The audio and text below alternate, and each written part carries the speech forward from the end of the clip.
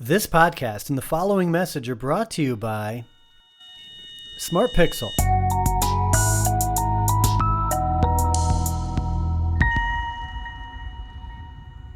Turn your website's anonymous visitors into engaged customers. Smart Pixel turns your anonymous website visitors into fully identified first-party consumer data. When this match and identification takes place, Smart Pixel can return up to 300 attributes on the consumer. You get name, postal address, email, gender, and date of birth, plus more specific details like home ownership, vehicle ownership, political party affiliation, presence of children in the household, and many more. Smart Pixel, real-time information about your website visitors, easy to install, and fully GDPR and CCPA compliant. Find out more by going to AutoConverse.com/smartpixel. That's www.autoconverse.com/SMARTPIXL. And thank you.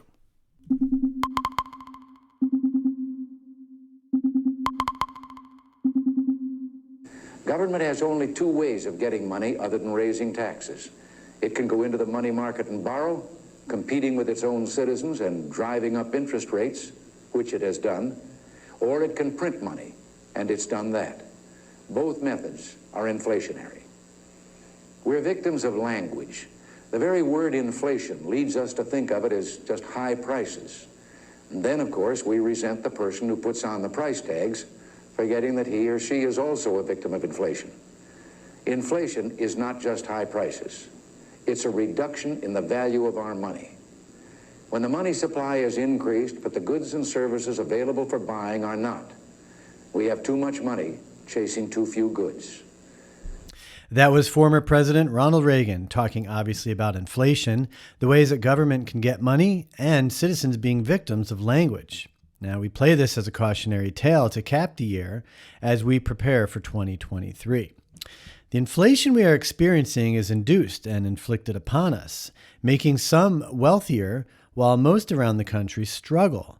And many analysts speculate that the worst is yet to come. Hard to imagine, but certainly not impossible. But why is this happening, and who is responsible? Is this all on the government and the administration? Or are there other parties behind this with potentially even greater influence? Now, no one really knows for sure, but chances are there are several competing forces battling over multiple interests. And one of those interests is energy. No doubt a major global power grab of energy is occurring. On the surface, we might be seeing the oil and fossil fuel industries under attack and being forced into obsolescence. But these industries are not going away anytime soon, not in this lifetime, no matter how many battery electric vehicles are brought into the market. So while in 2022 we expanded our focus here on the podcast to things like blockchain technologies such as cryptocurrency and NFTs, in 2023 we will be expanding our focus onto energy and sustainability. Why? Because energy and sustainability directly impact how we are connected and the way we get around.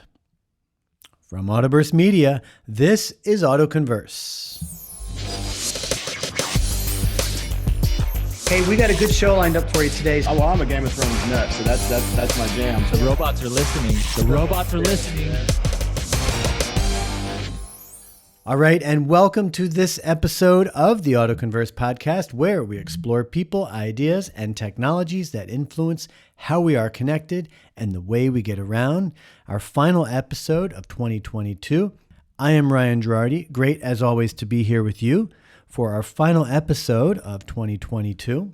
As you heard me saying, energy and sustainability are going to be key new focuses for us in 2023, not to abandon mobility and transportation, but rather to expand on our research and analysis. The push for battery electric vehicles is arguably one of the more significant evolutions in automobiles, and it is guised as necessary, if not critical, for the Earth's environment and climate. Now, while I see no reason not to be developing and introducing BEVs into the world, I also do not buy into the climate crisis we are told that we are in. And I am skeptical of interest of the likes of people and corporations with excessive power and influence, particularly non-elected officials with deep ties to profit-driven corporations. In fact, I was looking at a report recently on visualcapitalist.com. It's titled Ranked, the 100 biggest public companies in the world. Let me break down what I'm looking at here a little bit. For starters, the largest companies in the world by market capitalization begins with Apple at $2.3 trillion, followed next in line by Microsoft at $1.9 trillion. Both of those companies are part of the technology sector, and Alphabet, which is Google's parent company, falls in at number 4 with $1.2 trillion. The top 4 companies are the only ones that have more than $1 trillion in market capitalization. Amazon comes in at number 5, just under $1 trillion at $924 billion. So if we look at the 5 top companies, 3 of them are technology companies, Apple, Microsoft, and Alphabet. Then you have Saudi Aramco, which is in energy, and then Amazon, which is in consumer discretionary. Now you go down to 6 through 10, you have Tesla in there, and then United Health Group, which I'll get into a little bit later. Tesla is market capitalization is at $522 billion. They fall in at number 7. So that's a snapshot of where we are coming out of 2022. Now, if we look at the performance of these companies, only 3 of them achieved profits: Berkshire Hathaway, United Health Group, and Johnson & Johnson. And that's 1.4%, 5%, and 3.1% respectively. So United Healthcare saw the largest profit of all these top 10 companies of 5%. And one final observation I'll make on this is when we break it down by sector, the technology sector has 20 of these companies. Of the 100, has 20 of these companies with $9.2 trillion. And that, of course, is with Apple being the largest. Consumer discretionary is at 4.7. Then you have healthcare at 4.3. And guess what? Energy at 3.4. 8 of the top 100 companies are in energy with a market capitalization totaling $3.4 trillion. So why is this significant? Because these companies have massive influence on our lives, and collectively they are more powerful and more influential than even state and national governments across the globe. These are the gatekeepers of our lives. So what does all this mean? It means that the world is changing, and there are some major power shifts occurring from tech to industries such as energy and healthcare. In fact, Morning Brew, which full disclosure is an affiliate sponsor of this podcast, has reported that the trend of the year for 2022 was layoffs in the tech sector. Now, I'm going to come back to that later. But our purpose with the podcast is to inform and hopefully enlighten you as best we can with a broad stroke, but a laser focus on how we are connected and the way we get around. We keep speculation to a minimum, and I limit the hypothetical rhetoric, focusing mostly on facts and thoughtful perspectives. Now, if you want to be part of the journey, just as a listener, then be sure to subscribe or stay subscribed and listen to the podcast regularly. In fact, you can do us a great favor if you go leave a review. It doesn't have to be a 5-star review, as much as we'd like that. Maybe you've got some input. Maybe you've got some ideas. Go ahead and leave us a review. And also take a moment to sign up and receive text messages from us. Just text the keyword AutoConverse to 855-766-7585. And if you want to be a contributor or even a sponsor to the podcast, then be sure to contact me directly, and I'll show you how to go through that process. All right, let's transition and get into some headlines.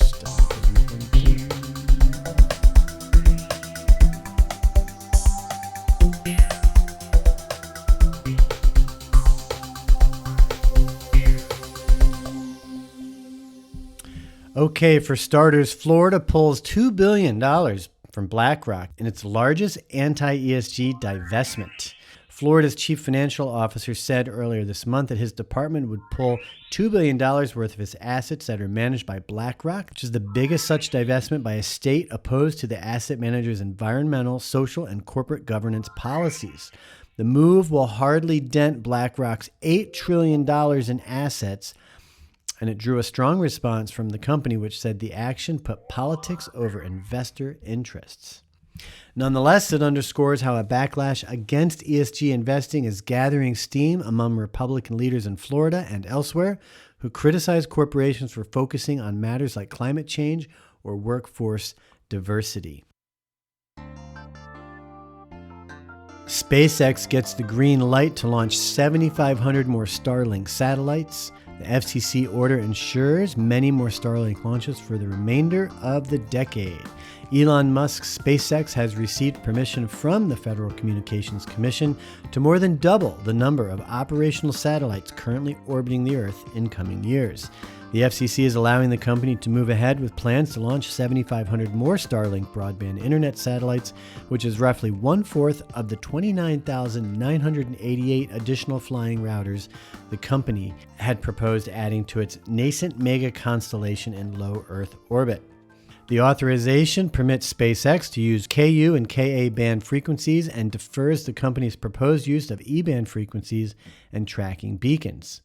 The new order essentially replaces a previous authorization from the FCC permitting SpaceX to deploy a group of over 7,500 satellites using the V-band. The company has since abandoned that plan. Still, the move reaffirms the company's plan to make orbit significantly more crowded. According to the Union of Concerned Scientists, there were 5,465 operational satellites in orbit as of April 2022. And that is satellites from all companies, countries, and organizations in operation as of that day. We're talking more than double. Since then, since April, SpaceX has added more than 1,000 satellites to that number, and the authorization for Gen 2 satellites will be more than double that total. And Tesla is extending its full self-driving beta software to anyone in North America who requests it from the car screen. This is according to CEO Elon Musk, who tweeted out the news earlier this month. The rollout of FSD across the continent comes as Tesla is potentially facing a criminal investigation from the U.S. Department of Justice over false claims relating to the company's advanced driver assistance system, Autopilot. Autopilot comes standard on Tesla vehicles and performs automated driving functions such as steering, accelerating, and automatic braking. FSD, which will cost North American drivers $15,000, is an extension of Autopilot that includes features like assisted steering on highways and city streets, smart vehicle summoning, automatic parking, and recognizing and reacting to traffic lights and stop signs. Now, Autopilot and, by extension, FSD, have come under regular scrutiny in recent years following a series of Tesla crashes, many of which were fatal. The National Highway Traffic Safety Administration has opened special investigations into 36 Tesla crashes involving Autopilot since 2016, 5 of which happened this year. And Tesla has also come under fire from California's Department of Motor Vehicles and drivers who claim the company falsely advertised the self-driving capabilities of Autopilot FSD. Look, if you're going to get behind the wheel and just not pay attention and completely ignore it, then I think you might misunderstand the idea of automated vehicles, at least in this stage. I know we talk about level 5 autonomy where the car is doing everything in and of itself. I haven't looked at these numbers and how they compare to national averages. I know there are about 14,000 traffic-related deaths in the U.S. every year. And as autonomous driving features become more prominent in cars that we're talking about here, more and more of those features, those numbers will go down. They will just go down. So we're still going to have fatalities and crashes and accidents. That's still going to happen with even with level 5 autonomy. But that number will significantly go down. And I think that's what's key here.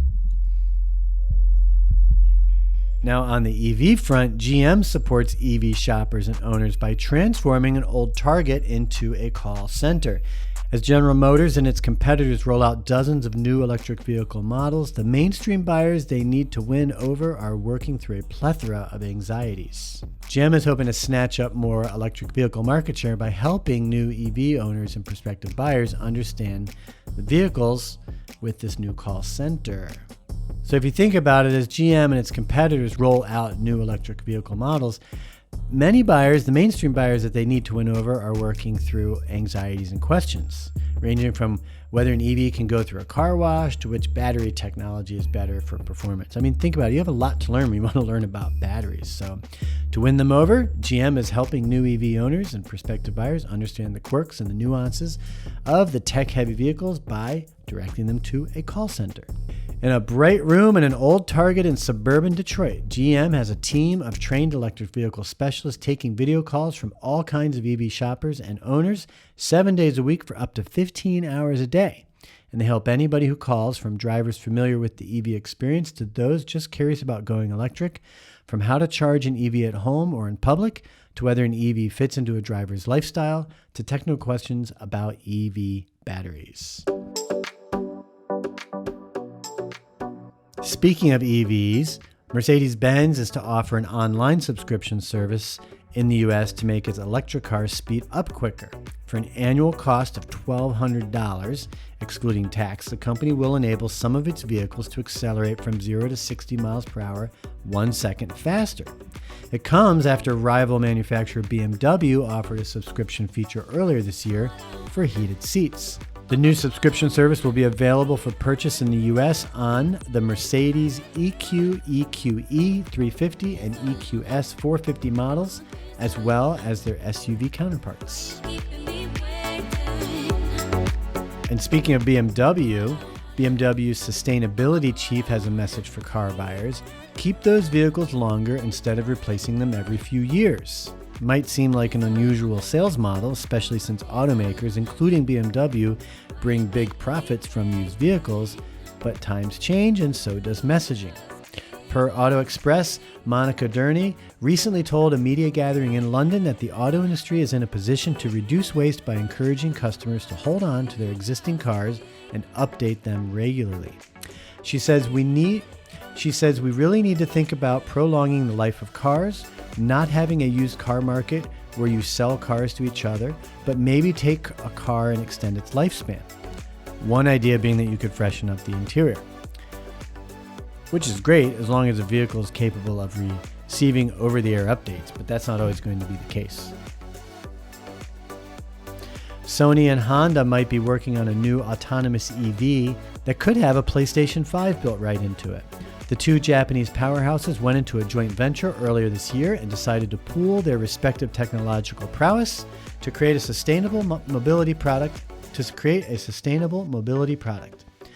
The product could be similar to the Vision S concept that Sony showcased back at CES earlier this year. And the two companies aim to showcase a deliverable in 2025 and start taking orders right after. Deliveries are expected to commence in 2026. And to wrap up the headlines, remember me mentioning earlier about the trend of the year, according to Morning Brew, tech layoffs. Every few months during the pandemic, a video would go viral of a big tech employee sharing a day in the life where they dined on catered lunch and treated themselves to espresso, declined a company-sponsored massage, and appeared to do not that much work. You don't see many of those videos anymore, though. Inflation, the Fed's interest rate hikes in response to inflation, and the subsequent slowing of the economy all played a role in 2022, marking the apparent end of the tech industry's blistering 2-decade growth run. This year, about 150,000 tech workers were laid off from both major companies and smaller startups, and this included 51,000 in November alone. That's a troubling figure for what had been one of the economy's strongest growth sectors. But economists don't expect it to spell doom for other industries. Even as tech companies downsized, the broader labor market remained strong throughout the year, with the unemployment rate ticking up slightly to just 3.7% as of November, 3.7%. Mark Zuckerberg, Meta CEO, blamed himself for his company's pandemic overstaffing when he told employees that Meta would be culling 13% of its workforce, or 11,000 jobs. After the pandemic led to Amazon's most profitable period in history, during which the company doubled its workforce over 2 years, the tech giant announced it would cut around 10,000 tech and corporate jobs, though internal rumors put that actual number around 20,000. Other notable tech companies that laid off a significant portion of their workforce this year: Robinhood at 31%, Snap at 20%, Stripe at 14%, Lyft 13%, Carvana 8%, and DoorDash 6%. And let's not forget crypto, where about 26,000 crypto sector employees were laid off in 2022. That's why I regret buying solar panels in America. Hi there. In case you live in the US and are looking to buy solar panels, I have something really important to tell you. You shouldn't. You should not buy solar panels in case you have a home in the US. And if you're wondering why, it's because right now, you can actually have the US government buy solar panels for you. No, I'm not joking. Our government recently released a special solar stimulus program. And with the goal to help stop global warming, Americans will be able to get a complete solar system from our government at absolutely no net cost. And that way, go solar with little to no investment whatsoever. All you need to do is simply click the button below this video to take a quick survey our government provided, and by the end, you'll be qualified. So please, don't spend your own money on solar panels like I did, and click the button below this video now to qualify for this special program and have the US government buy solar panels for you.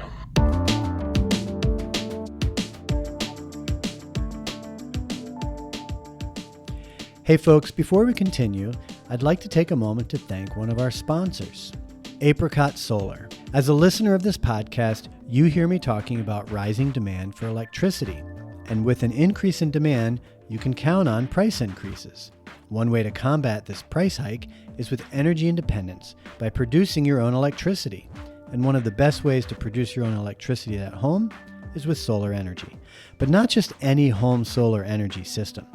The best way to go is with Apricot Solar. We experience the benefits of solar daily. They are real and undeniable. And even though it's been decades since its invention, there's still a lot of misinformation surrounding solar energy. As an example, the clip you heard me play earlier about solar costing you nothing was from a TikTok channel, and it is misleading. Apricot is here to change that. And that is why Apricot Solar wants homeowners to experience just how affordable and logical solar can be. From custom solutions to installation to financing, Apricot is your leading full-service solar provider. And we currently serve customers in almost every state, including but not limited to California, Nevada, Arizona, Texas, Florida, Colorado, Utah, Illinois, Pennsylvania, and many others. Together with homeowners, Apricot is working to make this clean energy source mainstream, saving you big dollars in the process. We believe the time is finally here to do energy differently. We have to be smarter. There is a better way, and more people are understanding that it is right in front of us. At Apricot, solar is finally simple. We want your solar switch to be as smooth and seamless as possible. And we are here to answer your questions, and a visit to your home is how we set a plan that makes the most sense for you and your family. You do not get just solar panels. With Apricot, you receive a complete net zero home system with service to match. Every component is designed to work together perfectly, from those first rays of sunlight hitting your roof to flicking on your light switch. Find out more by going to AutoConverse.com/solar or text the keyword solar to 855-766-7585 and get started today. You will be glad that you did.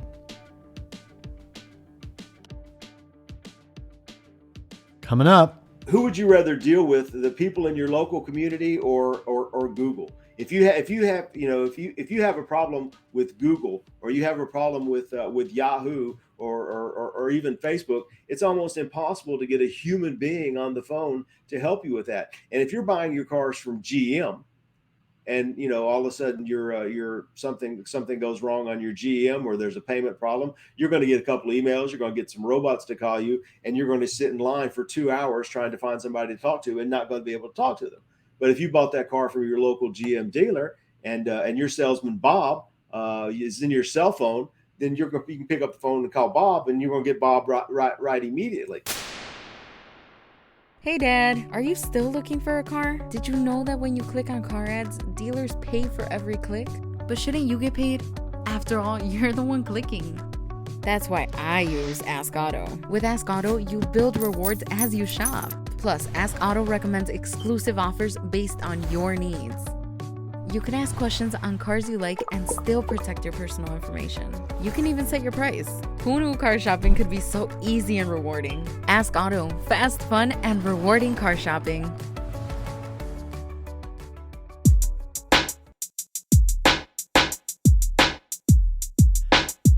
Okay, so we've been talking a lot about used cars this past year. As the COVID pandemic unfolded, the auto industry was heavily impacted by a chip shortage, followed by supply chain issues, and this resulted in about 25% fewer cars and trucks being made over that period, causing the price of used cars to soar. And inevitably, And inevitably, this has led to somewhat of a bubble, which we've been talking about. So, in the following clips, you will hear my friend Terry Lancaster, an automotive industry insider, talking about the used car market. We'll be talking about car prices, interest rates, and now even a looming repossession bubble. Well, from a consumer's perspective, not really that much has changed, not terribly. If you're driving past your local car lot, you're going to see a few more cars on the lot than you would have seen 6 months ago, maybe 9 months ago. But you're not going to see the number of cars that you saw 3 or 4 years ago. And you're going to see, and if you're a used car buyer, you're going to see that used car prices are tipping down just a little bit. They're coming down just a little bit, but they're nowhere near what the prices for used cars were 3 or 4 years ago. So this is a big deal because it's the first time that it's happened in 3 years that we have excess inventory, that prices are starting to come down. But we're coming from such an elevated level on prices and such a de-elevated level on inventory that it probably doesn't look much like that to the consumer. And retail prices are coming down a little. Wholesale prices are dropping fast. So right now the retail prices they're still maintaining that, and there's still a little bit of excess margin right now. But I'm primarily an automotive marketing agent. I've been working and helping dealers sell cars and creating radio ads and TV ads and direct mail and all the stuff that they do to sell these cars, and used cars and new cars. And for 3 years, my services have not been in demand because they could sell cars as fast as cars and trucks and SUVs. They could sell them as fast as they could make them for new cars, and they could sell them as fast as they could buy them for used cars. In the last 3 months, for the first time in 3 years, that's starting to change. Dealers are calling me and say, "Hey, I need to have," and I haven't heard this in 3 years, "I need to have a clearance sale. We have too much inventory. We need to clear some of that out. We're having a big sale and doing drawings and giving away cash prizes for Christmas and all the stuff that people did for forever, but they haven't been doing for 3 years because they haven't had to." Well, it's kind of almost getting back to normal now.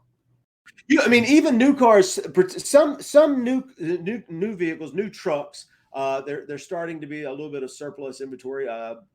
Ram has a lot of trucks out on the ground. Dodge, they've got a lot of trucks, and they're discounting their new trucks. I did an ad recently for $10,000 off the MSRP of a new Ram truck. Haven't done that in 3 years.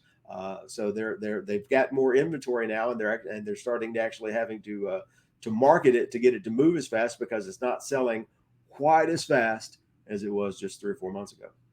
There's a lot of stuff going on. Demand is one thing. The big thing right now is driving everything is the interest rates. Interest rates are going up. That screws with affordability. And because interest rates are going up, the banks are much more particular about who they finance and what they finance. So that has to do with availability. But you've got mixed in that mix is you've got this, and I haven't seen anyone talk about this much, but you've got this huge repossession bubble that's going on in America right now, because 3 years ago, when the U.S. government was sending out $1,200 checks and car dealers were selling cars as fast as they could sell them, the big joke around the car business was everybody in America had a $1,200 down payment now. And if you got a $1,200 down payment, you can get a car. That don't mean you can afford it next year or 2 years from now when the extra benefits from COVID start running out, and then we get into the crunch that we're in now, where interest rates are going up, everybody's payments are going up, starting to be some layoffs. So there's this, I don't know about a used car bubble, but there's a repossession bubble of people who are going to be losing their cars because they bought a car that they couldn't afford 2 or 3 years ago, and now the piper has come to take his pay. So it sounds like do you think more new cars are coming into market right now? Well, not really. There are a little bit. Inventory is coming back a little bit on new cars. Like I said, some of these trucks are starting to back up. The big thing is a lot of the manufacturers, they had these dead cars sitting on the ground, and there's thousands of vehicles scattered around the country that are sitting in parking lots waiting for a chip so their windows will roll up. And as soon as the chip situation gets solved, then there's going to be a glut of new cars, and all of a sudden you got hundreds of thousands of new cars come on the market at one time, and all the manufacturers there, obviously they're going to have to find some way to ease those into the market, because they won't be able to release them all at once. But right now, I mean, new cars are coming back a little bit, but the rest of the world is still moving a lot slower than we are. Just so when you were scrolling through the headlines, I saw on there that China is nearing. This was November 11th, is what the date on that was. There's a new COVID shutdown going on in China right now. So if we're waiting to get commodities and chips and parts and supplies from the rest of the world, then it's still going to be slow going for forever, and we just have to. I think we're learning to live with it, and they're getting things back up a little bit. Manufacturers are bringing some stuff in shore as much as they can, so that they got more control over it. So the new car inventory isn't rising that fast yet, I don't believe.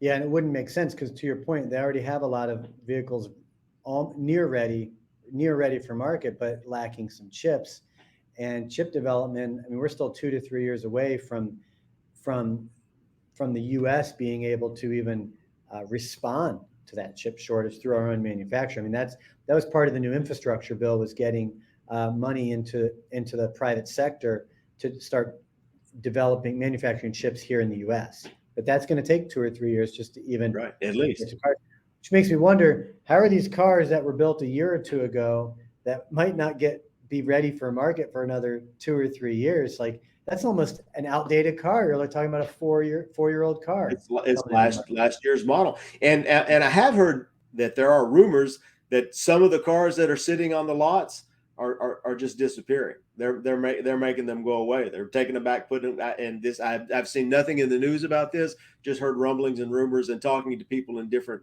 markets, that hey, there used to be 1,000 cars, and now there's not. They're just they just disappeared. So the rumor is that they're shredding some of these vehicles that are just sitting there because they can't complete them, and by the time they do complete them, they won't bring the money that they need from them. So right, they'll be outdated to the point where they have to drastically lower the price. But maybe recycling them is more cost advantageous. I mean, especially with all the computer technology in cars. Cars today, with all the technology, are worth a lot from a recycling standpoint. Worth a lot. Yeah. Then there is the Carvana situation. The disruptor's stock price rose from about $60 per share just prior to the pandemic to more than $350 per share by summer of 2021. But since then, the stock price has fallen to as low as $4 per share today, and the company could be seeking bankruptcy relief. What happened? Well, analysts suggest it is related to inventory and real estate. Inventory jumped from $1 billion at the end of 2020 to $3 billion at the end of 2021. It also increased in 2022. They have decreased it to $2.6 billion in the recent quarter, but that is still a huge number. Then you have fixed assets such as real estate and buildings. Those increased from about $1 billion at the end of 2020 to $4 billion in the most recent quarter. The increase in inventory and purchase of fixed assets took total debt from the end of 2020 at $2 billion to over $9 billion in the third quarter of 2022. And since they're still not making a profit, that is a huge problem. Now, Carvana had set out to be the Amazon of buying cars. But as you will hear Terry explain in this clip, people do ultimately want Amazon push button simple, but we still need human interaction when it comes to purchasing and owning our vehicle. Or you have a problem with Yahoo or even Facebook, it's almost impossible to get a human being on the phone to help you with that. And if you're buying your cars from GM, and all of a sudden you're something goes wrong on your GM, or there's a payment problem, you're going to get a couple of emails, you're going to get some robots to call you, and you're going to sit in line for 2 hours trying to find somebody to talk to, and not going to be able to talk to them. But if you bought that car from your local GM dealer, and your salesman Bob is in your cell phone, then you can pick up the phone and call Bob, and you're going to get Bob right immediately. So I think having that local intermediary is beneficial, first of all, and it's so ingrained into the laws and of everything in the United States. It's going to be very hard for the manufacturers to get around that. I think you're going to see much more flattening. The tech, it doesn't have to necessarily be manufacturer direct, which is what the manufacturers would like, but the technology is there to make it much, much simpler. So what the idea that you want to use is you want it to be push button simple for the consumer. And that's the offer. We want to make it as easy as buying from Amazon. So we want to make it as easy as buying from Amazon, push button simple, but hometown friendly, so that you've got the human being to talk to if you need that. And car buying and selling is a complicated process. Every time you go in to buy a car, you're conducting minimum of 3 transactions. You're buying a car, you're selling a car, and you're financing a vehicle. You got deals going on for the money. So you got a lot of moving parts. The technology isn't there to do all of those moving parts, especially when you're talking about human beings and their money. You don't necessarily want to go in and tell Yahoo about your bankruptcies and why you're 2 months behind on your mortgage payment. You kind of want a human being to help you work on that if financing is issue for you.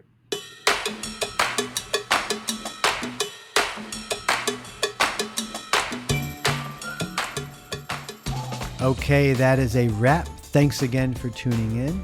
Be sure to text the keyword AutoConverse to 855-766-7585 and get subscribed to the podcast with text messages. We'll send you a link to our podcast where you can subscribe to our podcast using your preferred app. We'll also send you a link to subscribe to our YouTube channel. That's where we do the live show. We've been doing the show once a month, but starting in 2023, we will be doing the MTC show every other Wednesday. Yep, we're going to start focusing on making the live show more of a destination that you won't want to miss. And so be sure to text AutoConverse to 855-766-7585 and we will get you a link to subscribe to our channel. Be sure also to text the keyword solar to the same number, 855-766-7585, to see my video about why and how you should consider Apricot Solar for your home and seriously reduce your power bill. Thank you to everyone who has subscribed, listened, reviewed, participated, or contributed to the AutoConverse podcast this year. It's been quite a journey, and we're truly grateful for your support and interest in the podcast. I look forward to the coming shifts in 2023 as we keep our focus on how we are connected and the way we get around. Happy New Year, everyone. Ciao.